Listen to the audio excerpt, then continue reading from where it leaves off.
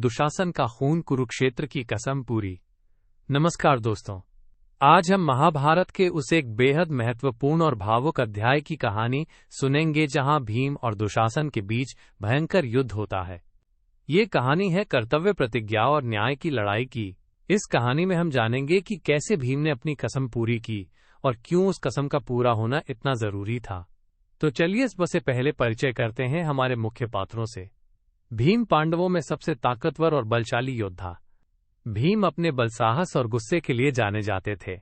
वे हमेशा अपने परिवार और धर्म की रक्षा के लिए लड़ते थे। दुशासन कौरवों में से एक दुर्योधन का भाई जो अपनी क्रूरता और दुराचार के लिए प्रसिद्ध था। दुशासन ने द्रौपदी का अपमान करके पांडवों का अपमान बढ़ाया था, जिससे पांडवों के दिल में गहरा घाव लग गया। द्रौपदी पांडवों की पत्नी, जिनका सम्मान कुरुक्षेत्र युद्ध में सबसे अधिक सवालों और लड़ाइयों का कारण बना। उनका अपमान महाभारत की सबसे कड़वी यादों में से एक है। अब समय है कुरुक्षेत्र युद्ध का, जब सारी कश्मकश और प्रतिशोध अपने चरम पर थे।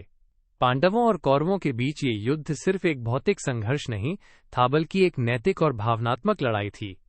द्रौपदी के अपमान को धोने की भीम की प्रतिज्ञा भी अब पूरी होने वाली थी।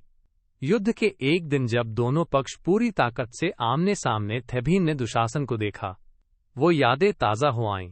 वो दिन जब दुशासन ने द्रौपदी का वस्त्र खींचा था, उसका अपमान किया था। भीम के मन में गुस्सा भड़क उठा, लेकिन साथ ही साथ उनका मन न्याय के लिए जल रहा था। भीम ने कहा, आज मेरी प्रतिज्ञा पूरी होगी। दुशासन, तेरा अंत वही होगा जो तूने द्रौपदी के सम्मान के साथ किया। उद्धरण चिन्ह। फिर हुआ वो भयंकर मुकाबला। दोनों योद्धा एक दूसरे से भिड़े जैसे दो पहाड़ आपस में टकरा रहे हों। भीम अपने बल और कौशल से दुशासन को परास्त करने लगे। अंत में भीम ने अपनी पूरी ताकत से दुशासन का गला पकड़ लिया और उसे मार डाला। इस क्षण भीम ने द्रौपदी के अपमान को धो डाला। दुशासन का खून द्रौपदी के वस्त्र की तरह बहा। यहाँ एक महत्वपूर्ण बात समझनी चाहिए।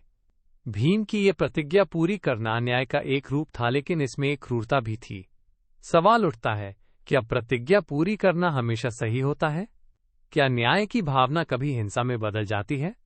भीम ने अपने शब्द निभाए, लेकिन इसके लिए उन्हें अपने अंदर के गुस्से और क्रूरता को भी अपनाना पड़ा।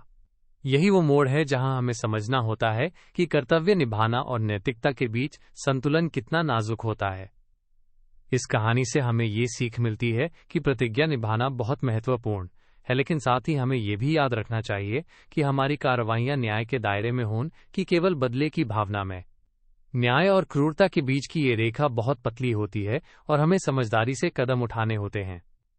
तो दोस्तों, इस भाग में हमने जाना कि कैसे भीम ने दुशासन का खून बहाकर द्रौपदी के अपमान की भरपाई की और साथ ही न्याय और प्रतिज्ञा के बीच के जटिल रिश्ते को समझा।